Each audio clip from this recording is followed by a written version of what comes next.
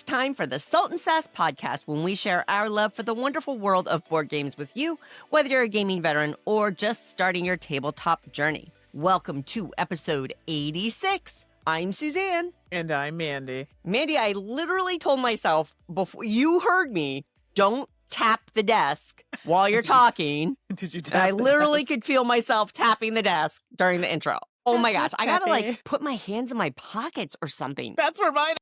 Because it comes through the audio. So, hey, y'all, thanks. Sorry if you've been hearing tapping. I was editing. I was like, oh my gosh, stop tapping the desk, Suzanne. And here I am again, already doing it. I'll try to be better. Oh my goodness. Well, here we are in the new year. Happy New Year, Mandi. Yes, Happy New Year. Happy New Year.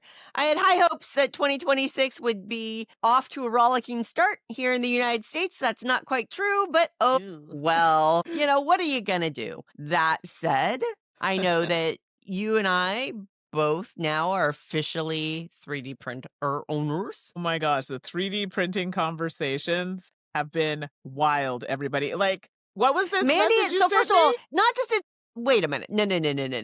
First of all, you, Mandi, are like, I get little private messages from you at all hours. What are you doing with this print? You're never not printing something. Like, what the heck, girl? My printer's You're been putting running that machine since... through its paces. No, I'm serious. That printer has been running for like 3 or 4 days straight. Like, I kid you not. It's just because sometimes it's a long print and I gotta let it go. And then I'm like, I really gotta pay attention to the hydro bill. So I might have to like start printing at like off-peak hours. Yes, the adulting has entered the chat. The worst. So we both have a Bamboo brand, and there are a lot of great 3D printers out there now, but apparently Bamboo, one of the things they're known for is, one, being easy to use. And yes, can confirm, plug and play, you're Yeah. printing pretty darn quickly. Setup was easy, loved it. Well, my instructions came en français, and let's be clear, my French is good, but there are some words that I didn't learn in that kind of area. So it took me a little longer because of Okay, so if you get instructions in your primary language, then it is pretty easy to Fair. set up. But the other thing, apparently, and I didn't know this until later, after I'd ordered it, that Bamboo is also known for producing a lot of what they call filament poop. Yes. Which is, as it clears the line to change colors, it extrudes some of the existing filament to clear it out of the And it line. literally looks like And it poop creates like swirls. little spiral bit that it ejects out the back of the machine. I didn't realize that. And then I dropped something on the floor and I went under the table to find it. And like there was just this little growing mound of filament poop under my desk. And Mandi's like, you gotta print a poop catcher. I'm like, well, I guess I do. It's like, did you not wonder why I was printing a poop catcher? I thought you had a special need with your open machine because mine's all contained. I thought mine had it built in. I don't know. I didn't do a that's lot of research definitely- before I bought it. Definitely needs to be something. For the price that you pay, I have to say, I'm actually a little surprised that it didn't come with the poop bin. Right? That's agree. right, Mandi. I agree. It should have a poop container, darn it. My goodness. But yeah, That's I know I've been seeing some of the projects you've been doing, Mandi, and it's been a lot of fun. You're getting very creative with it. One of the things I'm printing out right now, and it's like a dream, is for the game Sweetlands. It's got a lot of bits. Yeah. Players get a lot of bits. And sure enough, somebody out there in Maker World designed a beautiful insert that each player gets a little tray that love holds all that. their... I'm like, all right. And I printed one out today, tried it, works like a dream. Oh, okay. This I machine is amazing. I gotta look that one up. Like, I have Yeah. a few saved, but I don't know why Sweetlands, considering that I've played it quite a bit. Yeah. I definitely need to go check that one out because, yeah, they're just in bags. Yeah. Everything's You can do better. You can do better than Absolutely. that, Mandi. I agree. So what else has been up with you, Mandi, in this brand new year, other than you 3D printing everything under the sun? Yeah, literally everything. Everything cute. Well, you know how it goes. Lots of RPG stuff, actually. I think I only have like one video game I gotta talk about, but Cottages in Cerberus. I know it's one I've talked about on the channel before. We had one installment on the channel, on the Twitch channel. We streamed that, and it was led by Stephanie. She was the, as I like to say, the lead storyteller of this one. And we had a second installment. So much fun, mischievous fun, and it was quite the story this time. And I know a few people who listened to the podcast did watch it and said that they really enjoyed it. So that's up on YouTube and on the Twitch. And we'll have one final kind of installment to close off Cottages and Cerberus probably in February. And then we'll start a new one. So the goal is to try and do one RPG quick session a month because, kind of mix it up a little bit. And I don't get to do them very often.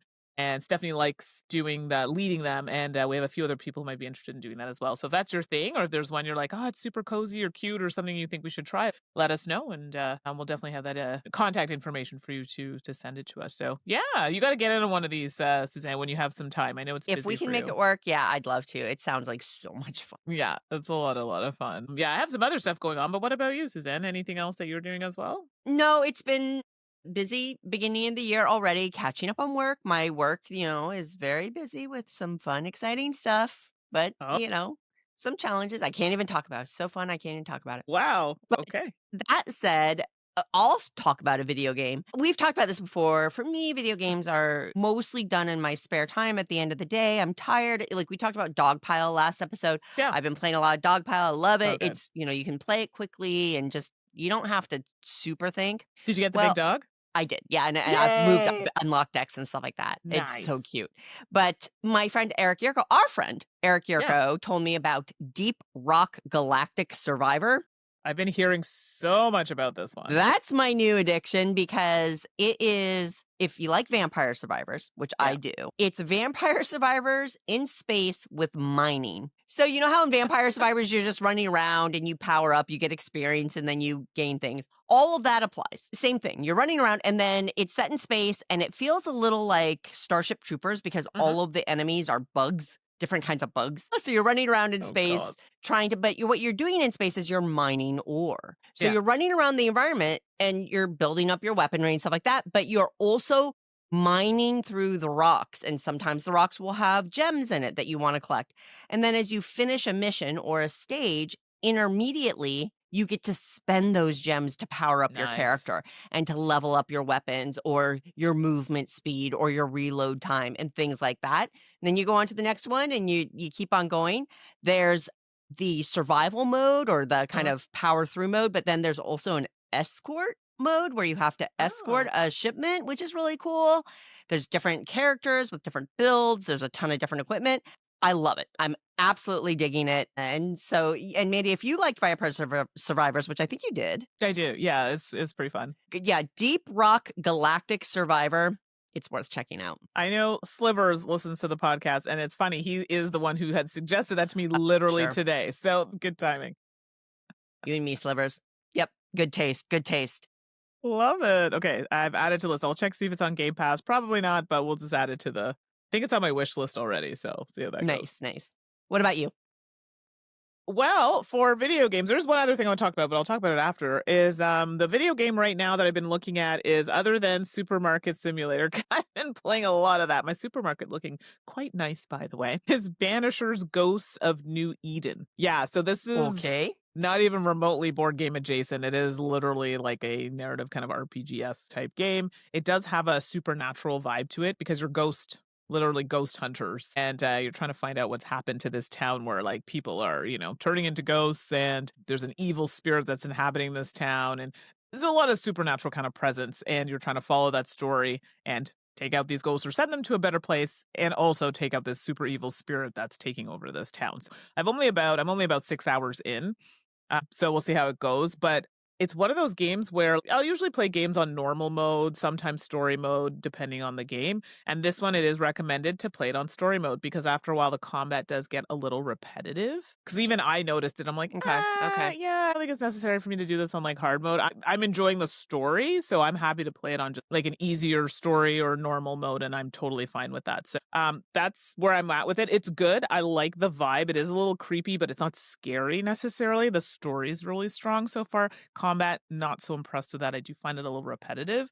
So I'm happy to just do it for the story. It's on Game Pass. I figured, hey, why not? A lot of people spoke highly of the story. Give it a try. So that's Banisher's Ghosts of New Eden. So that's one I'm going to be trying out for the next little while because it's probably going to be like a 20 or 30 hour game. So we'll see how that pans out. So that's it on the video front. But I know that what else were you going to mention? Quest calendars. I know my Quest calendar up. It was late this year. Usually it arrives before January. So I was like, but I had a couple that I'm doing. One is from, I think, Story We Are French. It's an easier type of calendar, so you get to battle monsters throughout the week, but they have like a number. Yeah, Oh, it's like, it's I super have not cute. seen this one. Okay. I did a stream actually on the channel. Well, I Probably don't like watch just, any of your streams, Mandy. of course not. I know, but just in case someone else wants to watch it. So I was like, I actually watch as many of your streams as I can, but unfortunately, it's gosh, not I'm as so many as I sorry like. in advance. Oh, I'm just whatever. kidding. Whatever. You're a delight. But this one, I just count. It's super simple, and I won't go into too much detail. But in the calendar, you have monsters for the weekend. They have assigned a number, and you have those awful wooden dice. You know, the ones that come in Deep Sea Adventure, like those. And you have to roll 3 of the same number to kind of defeat that monster. But you can defeat other monsters in that week, and then there's super baddie at the end of the week, and that one you have to try and get that number or higher because it's like a 20 or 22 or something like that. But you can only fight one monster per day. So if you don't finish one or attack one, nothing happens. At the end of the month, you're going to kind of put your score there and compare what other people have done for the month. And then at the end of the month, there's like some other stuff that happens. I haven't gotten there yet, so we'll see what happens. So it's pretty straightforward, simple. I don't think it's meant to be overcomplicated. And then I just got the quest calendar that we both have. Sorry, the name of it is escaping me right now, but apparently we're playing the bad guys in this one, or we're playing the zombies or something. Well, that's a twist. I know. So What I was like, a okay. twist. So I got to get caught up on that. So if you like that kind of like RPG, little bit of battle, 5 minutes out of your day, you might like this quest calendar. They have others, but this is the newest one that's come out. So yeah, that's keeping me busy. I love it. I love that you're doing the quest calendar. I didn't pick up this because I just knew I wasn't going to be able to get it done. But Yeah. or maybe because if it was zombies, I would have pieced out anyway. So you'll I have to don't keep think me it's your abreast, vibe. just remotely. But the other one you would like, the other calendar, I think. No, you would have fun that with. one, the Sorry We Are French one, I'll have to look it up for sure. Yeah, That sounds fun. Alrighty. There you go. We're going to basically skip crowdfunding. I will say on Kickstarter, Button Shy has their latest campaign on for another week. And there's some cute like mystery puzzles on Kickstarter, but I didn't write anything down. We're just starting to shift into gear on crowdfunding. It'll be slow. There won't be a ton of projects, but you might want to go peek at those if you want to. Yeah. In the meantime, Mandy, we got some games that we want to talk about, and I really like the game pie. Did you come up with the game pie this episode, Mandy? I did, because my tummy was hurting while I did it. Well, you did good. You did good, and that makes sense now. So let's talk about the games we've been playing. Yeah. All right. What's this random note I see, Mandy? What is this? What, you just plopping words in the show notes? What's going on? I know. So I know you've already talked about the game Pass on the show. And for those who listen to the show regularly know that we thoroughly enjoy trick-taking games. And it's so weird. Trick-taking games where you don't you don't have to follow are so strange to me. So I'm still getting used to that concept. But Pass is a game that you had talked about. I don't think it was recent, but like you talked about it. Yeah, months ago. Yeah, for sure. Yeah, a few months ago. And I don't want to go into too many details on it because we've already talked about the game, but I just wanted to say that my game group loves it. Like since I pulled it out, we've played it like 10 times minimum. And the player count really matters. Like we noticed playing it with like 4, yeah, it's cool. Then we played it with like, I think it was 5 or 6. And oh my gosh, it just got wild. Now you're really starting to be like, okay, well, I don't want to play this color because if this person wins, they can get that color to get their pass. And anyway, long story short, we're having a really good time with it. I do like it on all the player counts, but I definitely think it gets a little wild when you start getting into those higher player counts. So Pass, I just want to say that I really liked it. Game group really likes it, so I think this will be one that I'll be keeping. Good. That's a thumbs up from both of us then. That's a real winner. Cool. There you go. I'm glad you liked it. Oh, no, thanks. Yeah, and I'm glad you talked about it. So this is really good. Okay, well, I'll jump in with a game super quick. I've got a few lighter games, and you'll see there's like a theme or trend going on. There's like a Halloween / trick-taking. It's because they're from the same publisher. So those are a couple games we're talking about. But I'm actually going to start with Catsudoku Summer Festival. Yeah, so I've played this in prototype form. Okay. And so I look forward to hearing your thoughts. Okay, yeah. So I played this one. This is another one I played solo on a stream. And I've also played it with all the player counts that you can play with. I think it's 1 through 4. And so this is designed by Tate Wu and art is by Kaimi. And it's published by Sunrise Tornado Game Studio. Plays 1 to 4 players, 15 to 20 minutes, which I'd say is actually pretty accurate. And it retails for about $20. It was on Kickstarter. I couldn't find a price on one of the stores online. So it was about $20 Canadian. So in Catsudoku, you are literally trying to build a 3x3 grid. So this is where you're not working together, but you kind of are. I'll explain how that works. But you're trying to build a 3x3 grid based on placement, numbers, and colors. So you can't put like colors beside each other. So yellow can't go beside yellow in a column or row. The number 7, for example, can't go in the same column or row, that sort of thing. So like if you've played Sudoku, very similar concept, but with cards. And the cards are very cute and have cats on them with fish. They're eating fish or playing with fish, or fishes on their heads as hats, and all really cute things. My favorite one is called Mr. President. Best name ever. So you get the idea. And so what's going to happen is you start with a card in the middle, and there's like a little token that sits on that card. And then all the other players, depending on your player count, will get 1 or 2, possibly 3 cards. Again, if you're playing solo, it's 3, but everybody else, I think it's 2 for the regular other player counts. 2 cards in your like reserve area. So it's just kind of hanging out. And then you get a cube. And this is something that you'll need to acquire more of in order to play those cards that you have kind of just hanging out in your reserve to get those played out. So, and kind of back it up a little, the goal of the game obviously is to get the most points. And there are 2 kind of ways that you can score this game. There's like an advanced kind of variant way or just the regular way. But you're going to be scoring based on columns and rows. So whatever player you are, like player 1 is going to score the top row. Player 2 is going to do the most right column. Player 3 will do the bottom row and so forth. So this is where you might have to work together because some of those corners, right, may touch your row or column that you have to score. So once we start the game on a turn, players are going to, there's a stack of cards, and when that stack of cards runs out, the game will be over. So this is where you want to make sure you get those cards from your reserve out of reserve because they're -3 points each at the end of the game. That's why you don't want those in reserve. So the start of your turn, player's going to take a card off the top of the deck, and now they have to place it in the 3x3 grid, remembering the rules, right? Not the same color or numbers in the rows or column. And you're going to place it out if you're able to. And some of the cards have, well, the cards have abilities on them. So if you do what it says, you'll get a cube, which is what we need to get those cards out of exile, as I like to say, but out of your reserve. So you take a card, flip it, put it in the grid, and then you move the piece that was in the middle or whatever card it was on, move it to that piece, the card you just played, because you can't place cards on top of that when that piece is there.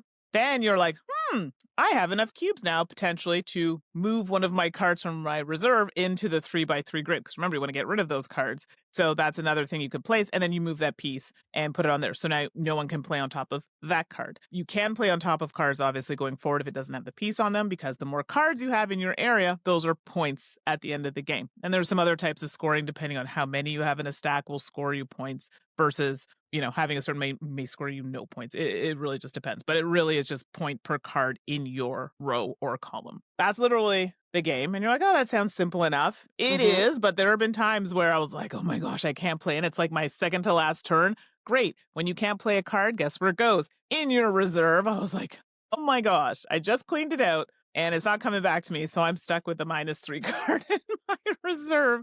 Dag nabbit. So I just have to say, super cute art. Oh my gosh, it's so adorable. The box size is great. You can just travel with it, right? Just carry it with you. I've played this game quite a bit. I actually find it a little more approachable than the original one, the one that you write.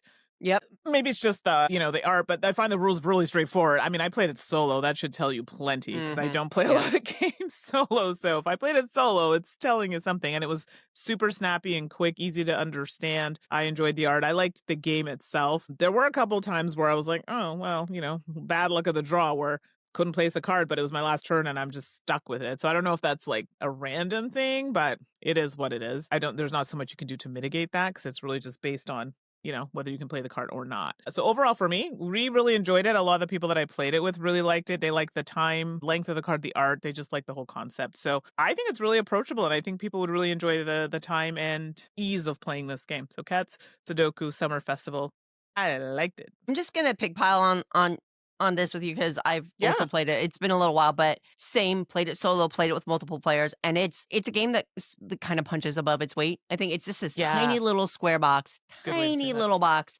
It's so fun, and it's fun solo, and it's fun in multiplayer. It's adorable. I think it's a real winner. I'm not surprised, but I'm glad that you liked it too, Mandi. Yes, Mr. President approves. The cat. Yes, yeah. Yeah. The Anyway, cat. all right.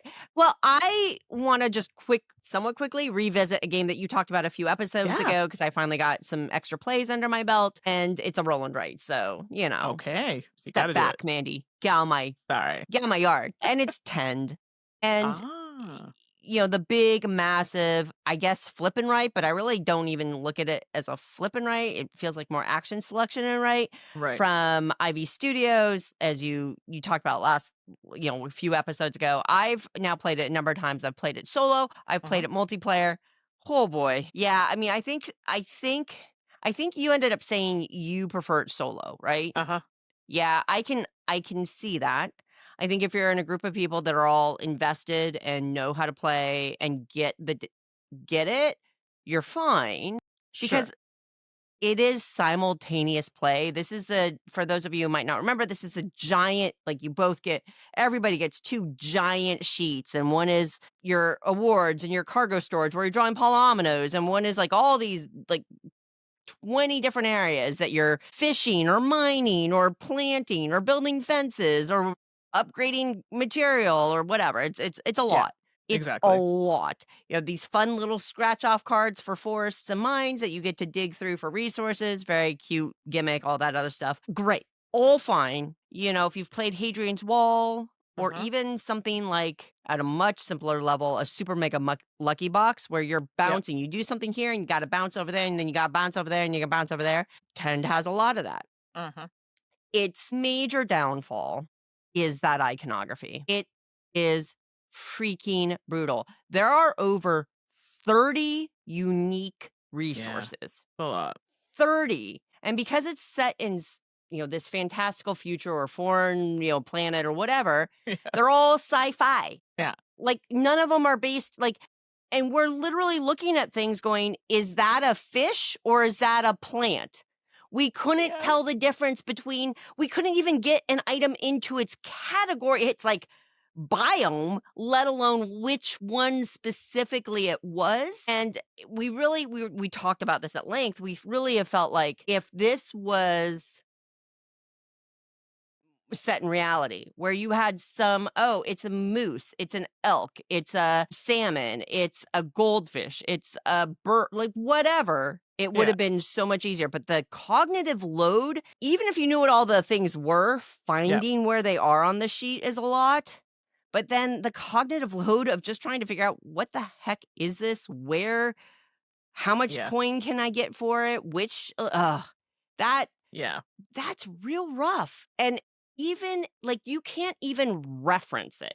So you can't even ask for help from your other players around the table. What's the white creamy thing with the pink thing sticking out of its head?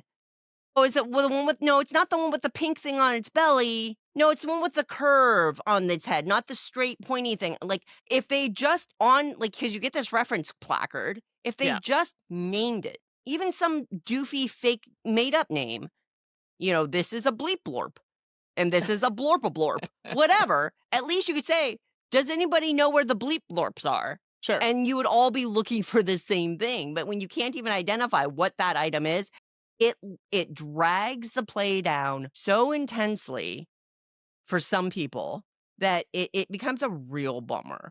There's a lot going for the game as well. I think one of the stars is the action selection, the way that the action deck works. Yeah. So you start with some starter cards. You can fish, you can mine, you can do whatever. But then each round, 2 more advanced cards come up. You build these seeded action card decks. And each round, new ones shuffle in, the decks get shuffled. They have some conditions that you can start to work towards because you see them come into the deck. I love that system. I think that system is delightful and really, really like it. I like the gimmick of the scratch-off cards. Yeah, I think some that's great. friends got frustrated because they're like, I can't find any of the special ones that let me move up there. Well, yeah, I mean, that's nature of the beast. Just you got a bad run.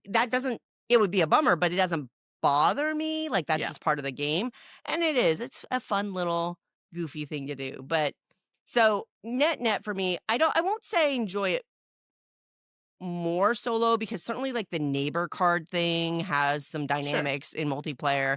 I do enjoy it solo, and I enjoy it solo because I'm willing to do the work with that iconography, and I'm not carrying like my fellow players' stress or tension about that. Yep.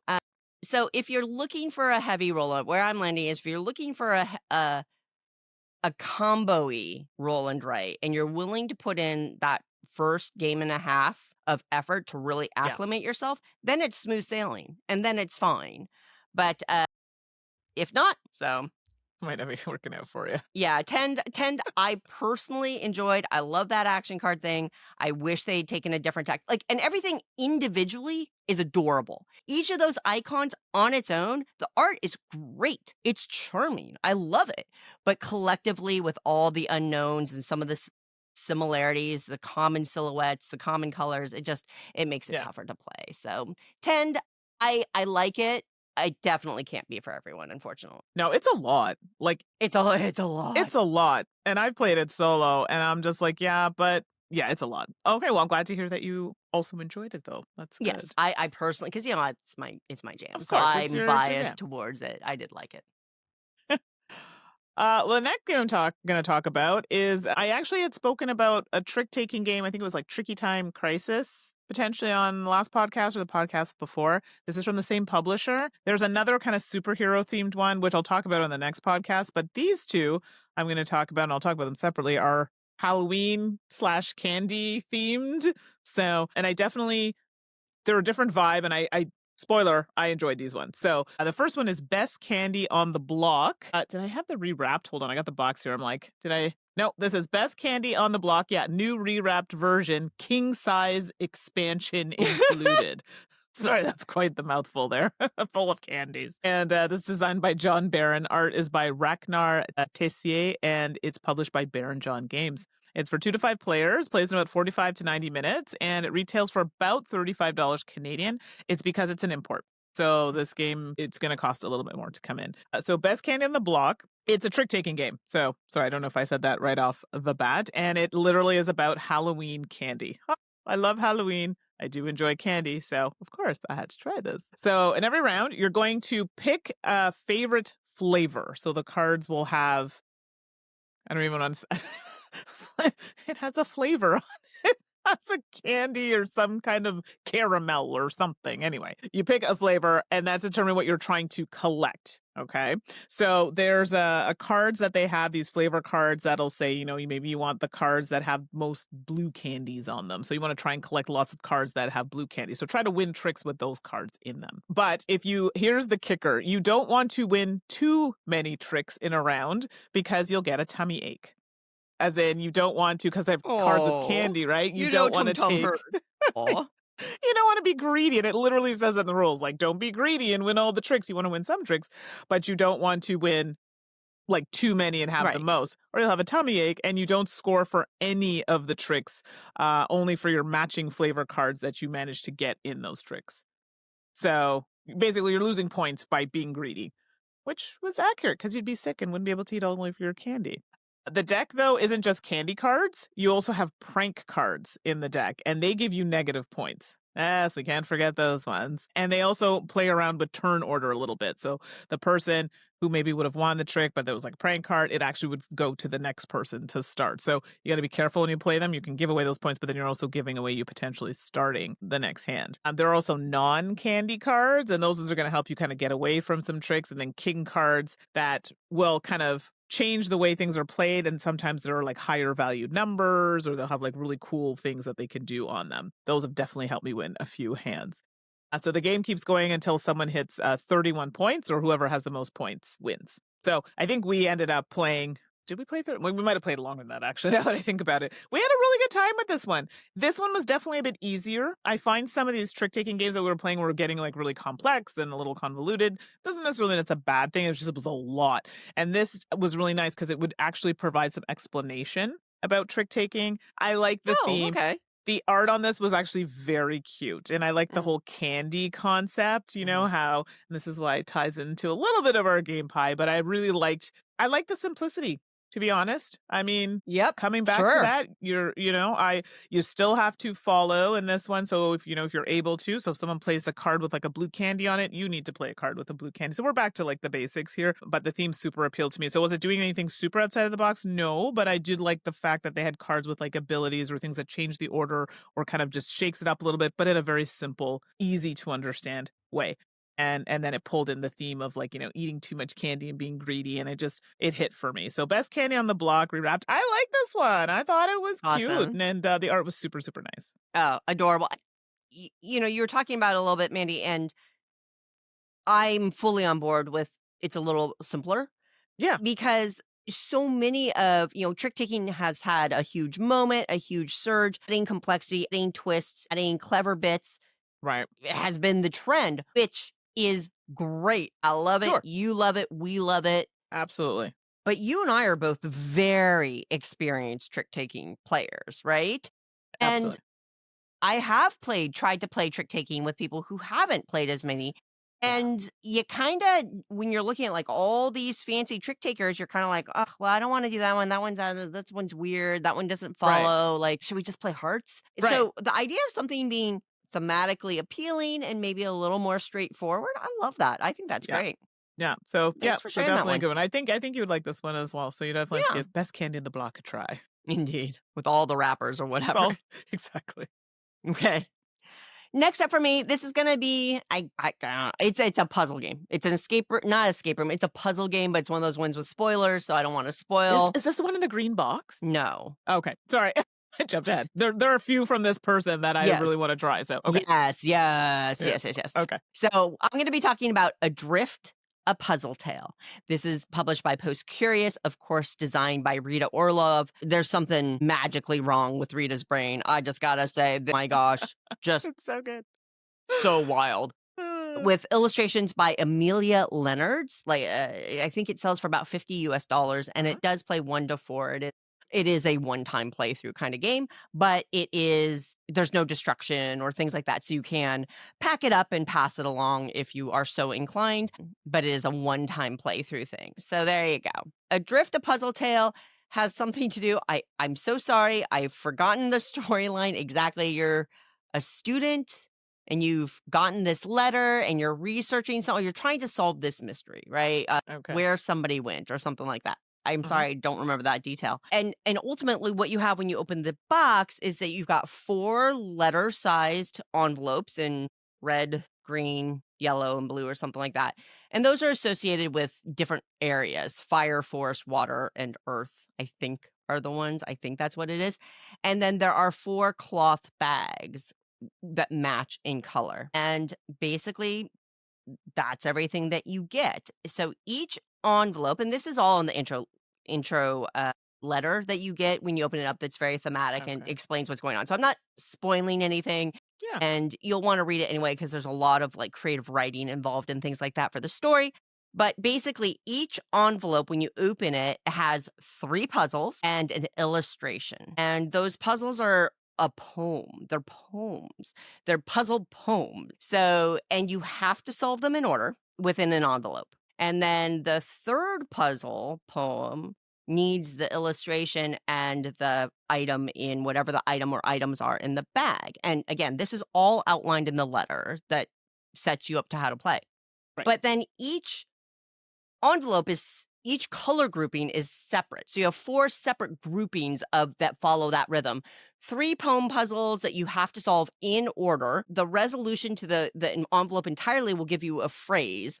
And then the 4 different colors, the phrases you get from each will give you the answer, basically. And then you can plug that into a website they have to double check that you got it right and get an ending to the story. Right.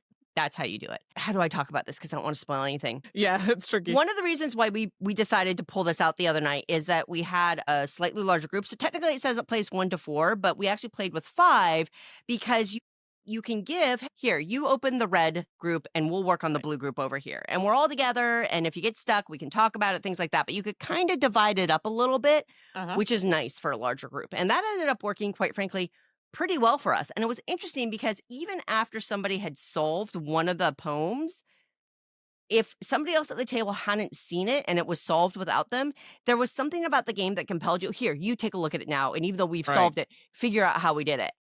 They did. Like, it was nice to kind of, so you still kind of actually got a full experience. That's just how we played. It's not intended that way.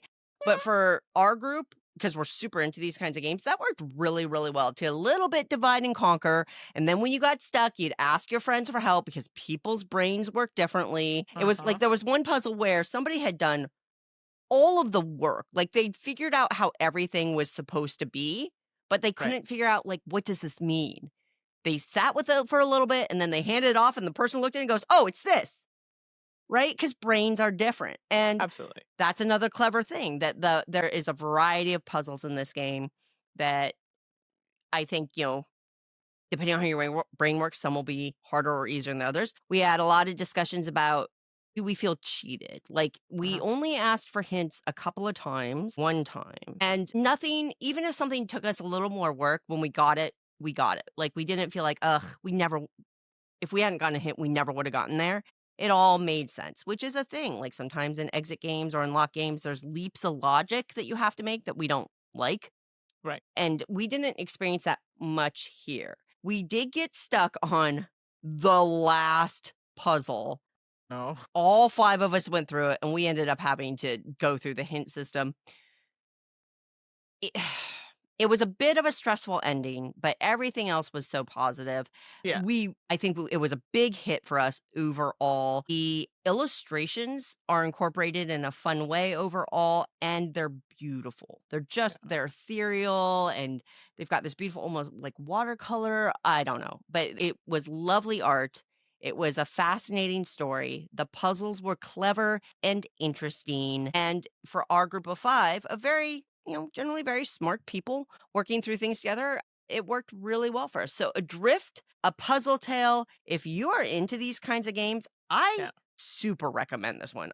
I really, really enjoyed it. It's on my list. There are a few, because I think I talked about that one. Was it Morrison Game Factory? Game Factory, I think it was. Yeah. So yeah, and that's on my list. Yeah. Yeah, and that's how we played it. Same as you. It's only for this many players, but we ended up playing with extra players, and you just kind of assign people things, switch off. I think that's great, and this is another one I'm looking forward to trying. So I'm glad that it went well for you.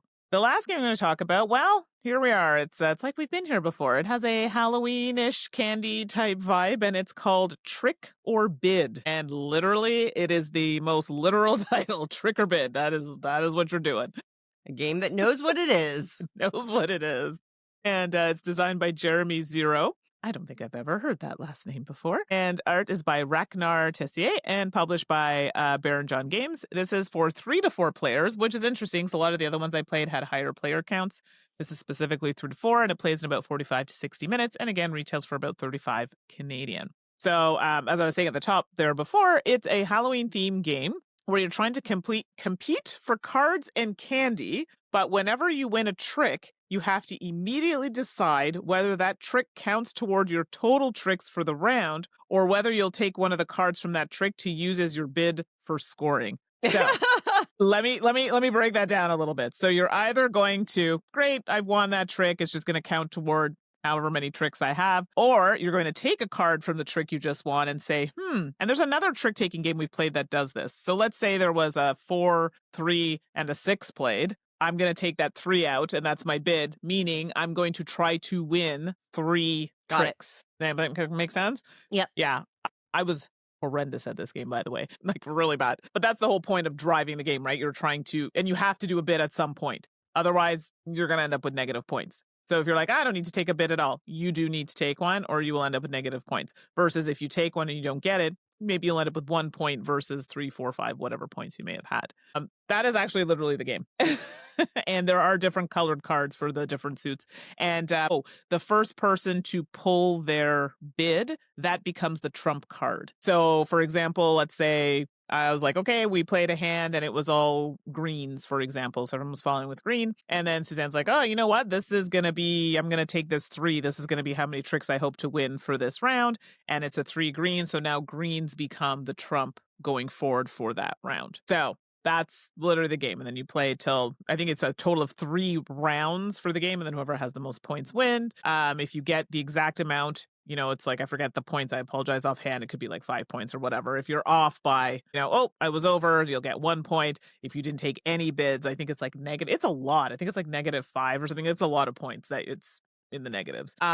We had a really good time with this one. I was terrible, like so bad at it. But I don't know. It's like the worse I am at a game, the more I seem to really enjoy it. And trick taking, I don't know what it was with this one. It reminded me of another game, and I can't think of it for the life of me, Suzanne. I know it's one we've played, and I apologize for not thinking of it off the top of my head. So it does pull from other games that do something very similar. But again, the art was super cute on this, and we just liked the concept of it. And a few times we're having a good chuckle. I'm like, so a lot of math was happening. Right. If that person took 6 and this person took this, because you only have, was it 13 cards or whatever it is now, you know, now you can start figuring out who's going to win what and what you need to win. So you're kind of working together, but also not. And then, hey, if I'm not going to get it, well, then they certainly shouldn't get it either. So I love that kind of cooperative, but not cooperative kind of thinking in a game.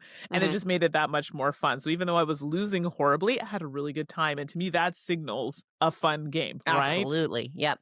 Yeah. So trick or bid, out of the ones there that we had, I liked the other one a lot, but I think I liked this one a little bit better. And I think it's just that whole, which is odd. The bidding thing sounds very clever and very engaging. Like it's super clever. That's a really good way to put it. And I don't even like bidding games, period. But the way it was done here, it was interesting and made me want to be like, okay, now I really got to figure out what I want to do for the next round. So all that to say, I really enjoyed this one. Trick or bid. It was good. All right, that's very fun. And now you got a whole passel of games to play during during Halloween, during your favorite season. I know. So it sounds like that one would fit Halloween theme perfectly. All right, last game, right? Yeah, last game for the show, for games played. Also kind of a trick-taking game, a little bit. 3 chapters. The number 3. I don't know this one. Chapters, published by Amigo, designed by Joe, and illustrations by Jan Bentakis or Jan Bentakis. And it retails for about $16 US. Plays 2 to 6. And the 3 chapters, this is a fairy tale themed card game. So you're going to get a deck of cards, custom cards, and a little passel cardboard tokens. There's green emerald, green diamonds, or something, green gems, pink hearts, and yellow stars, like Lucky Charms. It's called 3 chapters because there are 3 distinct phases of the game. Okay. First phase, a draft. You're going to shuffle up the deck, deal out a bunch of cards, pick one pass, pick one pass, pick one pass until you have a hand of 8 cards or something like that. That's chapter 1, phase 1. Phase 2, round 2, chapter 2 is kind of trick taking. Okay. So you're going to play a card. There's no suits. You're going to play a card, and the quote unquote, the highest card wins. The deck is numbered 1 through 50, no duplicate numbers. So the cards all have a value 1 through 50. And so you play the trick out. Whoever has the highest card wins the trick. But you don't take any cards if you win. You just get a star, and a star is points. So yay. You keep the cards that you drafted. You keep the cards that you've played into tricks. And then chapter 3 is set scoring based on those cards. So you will be scoring the cards that you drafted in chapter 1. You've kept them through chapter 2, even though you played them. And now you're scoring them. And Mandi, you've played Fantasy Realms, right? Yeah. Right. So then it's a little bit like Fantasy Realms because each card, almost all the cards have something special about them, and they will score in different ways. And so you're going through each card. Oh, this card scores under this condition. Did I meet the condition? Yes, I get points. Did this one meet? Yeah. Perfect. I didn't meet that one. No points on that one. Most points at the end of the game wins. Okay. So it's fairly straightforward. And certainly if you're a gamer and you've played, it's pretty simple to teach, which is lovely. Now let's go back to those tokens. Green gems, pink hearts, yellow stars. Stars are worth 2 points.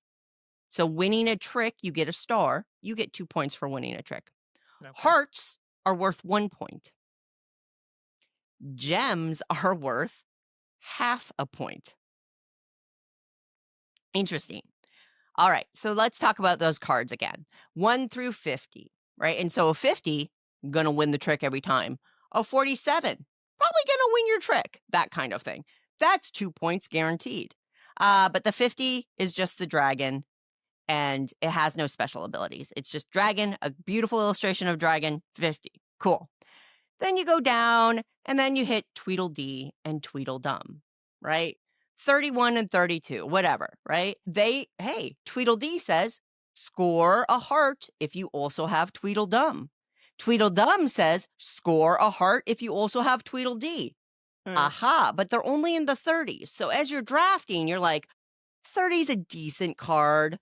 Oh, but if Tweedledum is coming around, then that's 2 points, because you get one for each. So it's 2 points. And it's a decent card in a trick, which could mean it's 4, right? So do you draft it or do you wait? Cards also will have icons sometimes, like it's a villain icon, or it's a wand icon, or it's a crown icon, right? So then sometimes you'll have cards. So like Tweedledum and Tweedledee score on that. Snow White. Snow White will score points depending on how many dwarves you have, right? Snow White scores 3 gems if you have 2 dwarves and 6 gems if you have 4 dwarves, that kind of thing, right? Right. Well, gems are only worth half a point, remember this. So it's real, the math becomes real interesting too, right? And the dwarves have different scoring things. And then there are cards that are like, hey, score for every wand card that you have, that kind of thing. So that's the fantasy realm things. You're looking at icons, you're looking at specific cards that you want to try to find to score together, and that kind of thing. One of the really fun and interesting things, you're gonna draft these cards, you're guaranteed to score those cards at the end of the game. So you know you're gonna score these. Because even though you're playing them out in tricks, you get your cards back. Cool. So you can try to be very smart about that draft. But some cards great in a set aren't great for trick taking. So you got to make your choices. What gets extra interesting to me is when you play a trick, you also score the cards in the trick. So let's say you drafted Tweedledee and I drafted Tweedledum. Yeah. And we happen to play them in the same trick. Oh, dear. Guess what? We each get that point. Score a point if it's with Tweedledee. Mandi played Tweedledee. Thank you, Mandi. I'll take that point. Your card says, gain a point if you were played with Tweedledum. You get that point too. Or if a card says, score a point for every wand, then in the trick, you're looking at any other cards in the trick with a wand. So you can also score not just in this set, but also in the trick. Right. That is really, now there's a bit of luck there. That's right. But there's also a bit of strategy, right? Because you play in turn order. So you can see what's been played before. You can hold back cards. Interesting Love stuff. I love the fairy tale theme in general. I love games with a classic fairy tale theme. And and the art is lovely on all the cards. Cool. I think the fairy tale theme is almost necessary because they're very generic and most people will have the point of reference for them. If I say Snow White goes with the dwarves, you kind of instinctually know that. If I see Tweedledum, Tweedledee, if the Wicked Witch is in there, like that kind of thing. Because otherwise, as you're drafting, you wouldn't have that innate sense of like, oh, I drafted, oh, I've got a dwarf in my hand. Well, what else could that go for? Well, oh, I want to be looking for dwarves. I want to be looking for Snow White. So I think the theme actually does a little extra heavy lifting in this particular game to help you understand how to play. And I think that that's also very clever. So, yeah, so you play out, you draft, you play through the 3 chapters. Most points at the end of the game wins. Game over. Dead simple. I'm kind of enchanted by this one. Get an enchanted fairy tale. I really like it.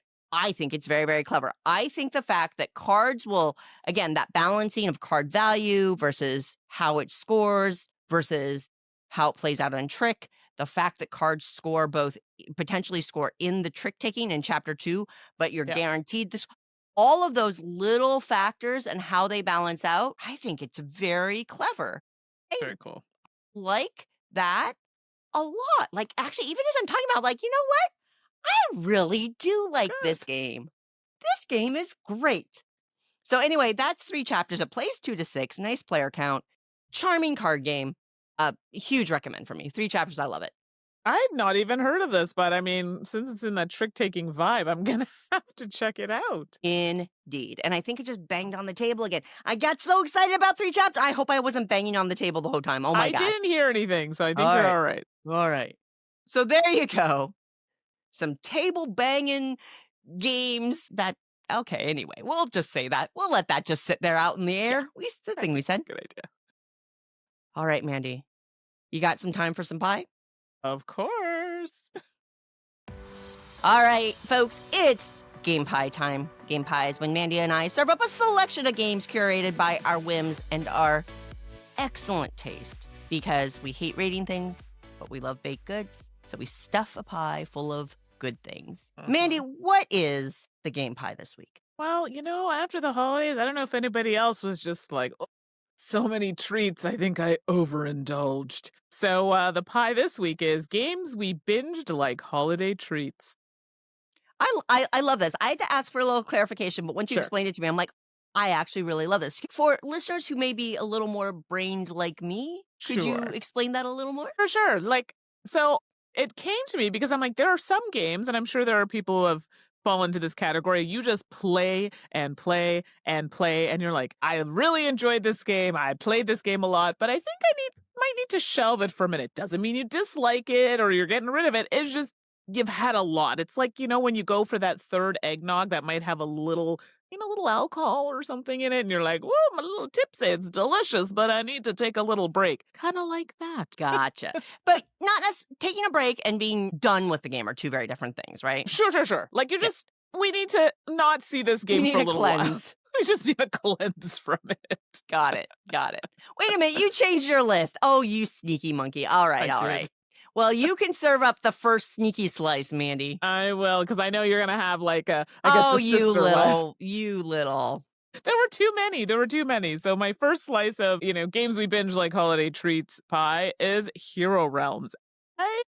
And I know Michael listens to the podcast, and we play this game a lot. Like, we used to play games together at lunch, and we used to play this game together a lot during our lunch breaks. I think we did streams of it. Like, I have boxes of this stuff. Like, it's a good game. Really liked it, but geez Louise, I was like, I think I need to take a break. I was even doing the app, I think, at one point. Like, oh yeah, it was everywhere. And while I did appreciate that my face was on the cover of one of the Hero Realm boxes, maybe that's why I was really into it. Deck builder are usually not my jam, but I really did enjoy this one quite a bit. Really liked the gameplay because it did have a little bit more than one that we might see on your list, Suzanne. And I really needed that at the time. So Hero Realms, it's a great game, but I definitely had to put it down for a little while just because I overindulged. Gotcha. Alrighty. First slice up for me is Le Havre Inland Port. Yeah. Now, a lot of folks know Le Havre, classic Uwe Rosenberg game. Le Havre Inland Port, because Uwe will sometimes do two-player versions, right? So Agricola has all creatures big and small, and Le Havre has Inland Port. It's not as popular, I don't think. I don't think I see it quite as much.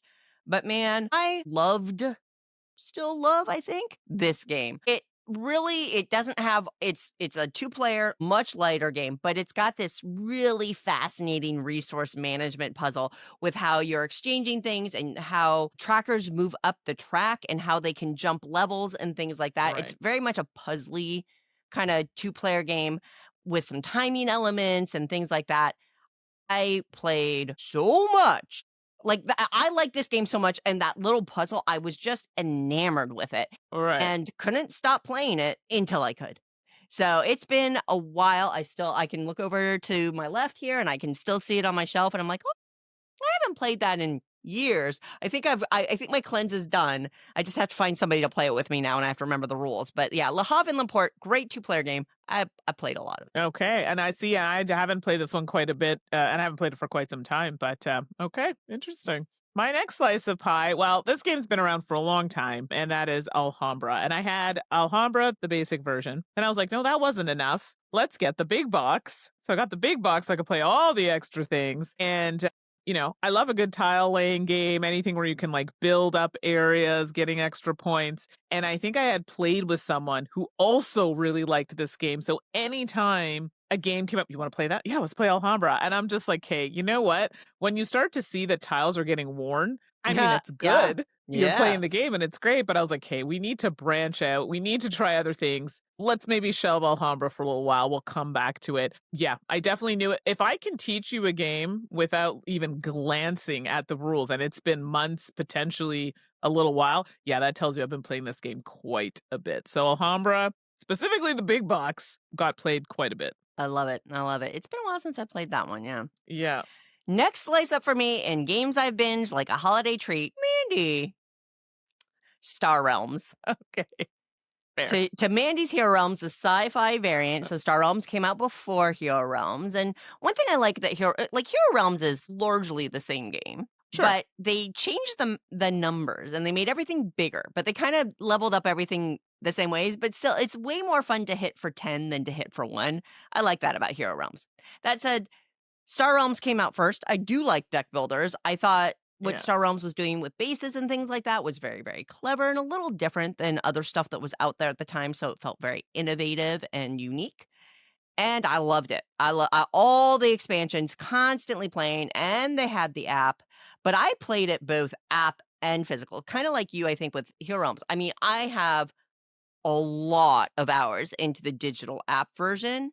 But then in person, and I have a convention friend, and he and I would every convention we had one massive game of Star Realms, everything in together. His teenage daughter would be there and making fun of us and rooting for me, not her dad, of course, as it should be. Right. And just a lot of fondness for Star Realms. Still like the game, but I mean, I played a lot. I played a lot of it. Star Realms. Yeah, you and me both. That's another one that definitely was pretty close to making the list as well. My next slice of pie is Mission Red Planet. Is that? I'm pretty sure that's the title. Gosh, I should tell you. It's been a long time. It is. Yeah. And we have played this together. Yeah. Oh, I remember. So we've played it. And then I had a group of friends who I wouldn't they're gamers, but definitely we were on different levels of, they were just kind of getting into it. I had been doing it for a long time. And this is the type of game, where everybody has the same kind of hand of cards. And depending on, when you play them, how many people are you going to put on a planet, when you're going to launch this, your rocket ship to a planet to get your people over there, things like that.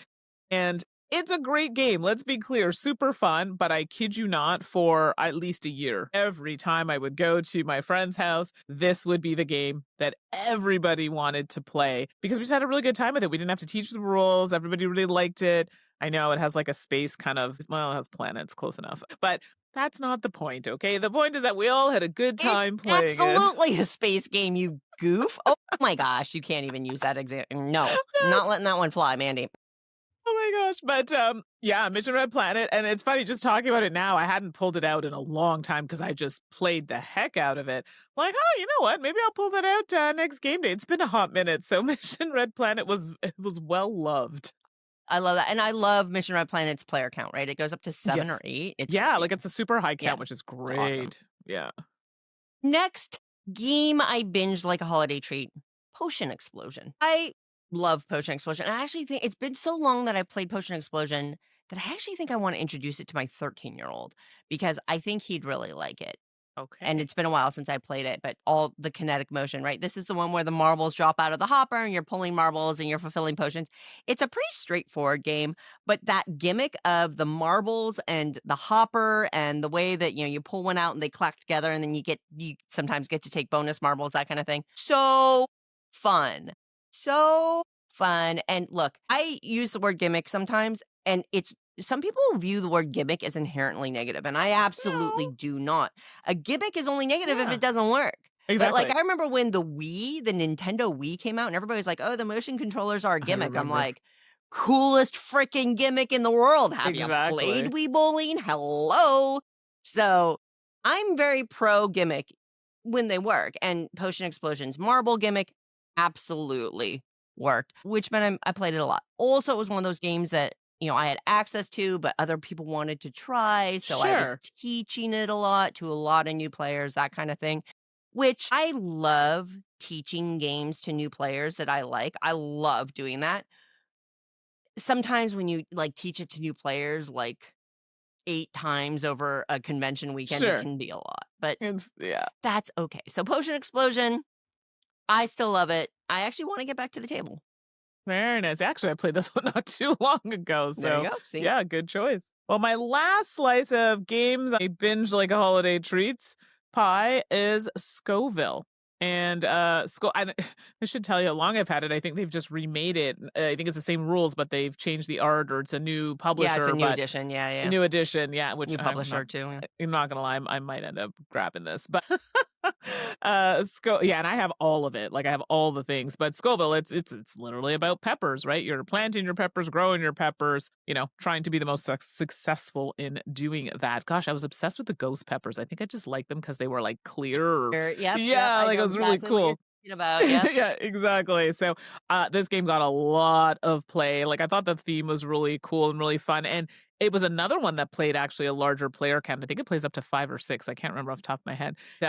Again, rules were very approachable, easy. I think that's the theme with a lot of these. The rules were very straightforward. So if I could pull it out and teach it to a group really quickly without too much stress, I think that would be another reason why it hit the table. And people really enjoyed it. Like always such a good time. And Scoville was one of those. But again, it was right up there in the pile. Scoville, Mission Red Planet, those two actually would be side by side when I was going to these game nights, especially with a lot of new players. And I think that's the main theme with a lot of these. I did play with a lot of newer players, so I found these easier to introduce. So Scoville was one that, you know what? Another one that's been on the shelf for a while because I played a lot of it and I might have to pull it out again.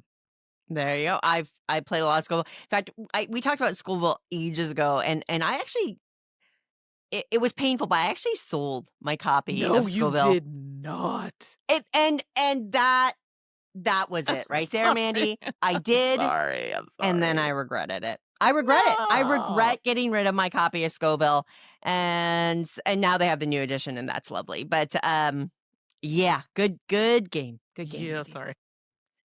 All right, last slice of games we binged like holiday treats. Thank you, Mandi, for that lovely game pie. Code names. Okay. Code names. Gonna be honest with you too. I'm still on my code names cleanse. Wow. And I don't know if I'm gonna come back to it in physical form. I have so many friends that are addicted to the Codenames app, the digital version that you're playing with real people, and then they get mad at their opponents, like, or not opponents or whatever, and they're like, "How could you not get that?" Or "What the heck?" And I hear a lot of that from multiples of my friends, but I played so much Codenames because, again, when it came out, it felt different. Yep. It was interesting. It was fun. Like, I like Codenames. Played so much of it, and I played enough of it that some of the pitfalls of Codenames started to appear more and more often to me, like the downtime as people are figuring out the words and things like that. And I am firmly in the do not call Codenames a party game. There ain't no party I want to go to that's like Codenames. Does that mean it's a bad game? No, it's a great team game, but it's not a party game to me. Right. That said, hey, I appreciate Codenames for what it is. I'm glad I had all the time with it I did. I'm still on my cleanse. I played it out. Other games have come out since then, like Alibis or Just One that like fill Just One, so good. So Clover that kind of scratch that itch that I think I enjoy a little bit more. So Codenames is a game I binged like a holiday treat, and I'm on my healthy cleanse kick now. New Year's resolution. Yeah, something like that. Well, there you go, folks. That's our game pie for the episode. Talk so much. I know. I'm sorry. It was just so good, and lots of treats and tummy aches and things. Interesting. If you have a game that you binged like a holiday treat, you should let us know. It's always fun to see what other people come up with. You can always email us at saltandsassgames@gmail.com, or you can chime in on our thread on our Board Game Geek Guild. That's Guild 4131 on BoardGameGeek.com, or in some ways easier, more quick, chat us up on the socials. Right, Mandi? So we got socials, and hey, we do videos too. You can check out Cottages and Cerberus on the Twitch or the YouTube, and you can find us there at Salt and Sass Games. That's Salt and Sass Games. You can also find us on Blue Sky. Got a little professional there. We are just Salt and Sass. You can find me on Instagram and Blue Sky at 613Mandi. That's Mandi with an I. How about you, Suzanne? And you can catch me on Blue Sky. I am at 425 Suzanne. As always, it is a pleasure and privilege to be part of your extended gaming family, and thank you for being part of ours. We've got another episode coming up in a couple of weeks, and Mandi, I'm going to start spilling industry secrets and game secrets in the next months, because in a good way. Like, there's lots of exciting stuff, lots of good stuff coming up, and I'm excited about it. Just can't share some of it quite yet, but soon. But until then, just folks, hey-oh, take care of yourselves and your loved ones. Drink a lot of water. Stay hydrated. It's important. And play a lot of games. We'll see you next episode. Promotional consideration has been provided by game publishers in the form of review copies of games. If you'd like to support the podcast, please check us out on coffee.com/saltandsassgames. Thank you for your support. We are also part of the Goonhammer Media Network. Check out more of their content on media.goonhammer.com. Salt and Sass is produced with love by Mandi and Suzanne, and we'll be back next episode with more salt, more sass, and more games.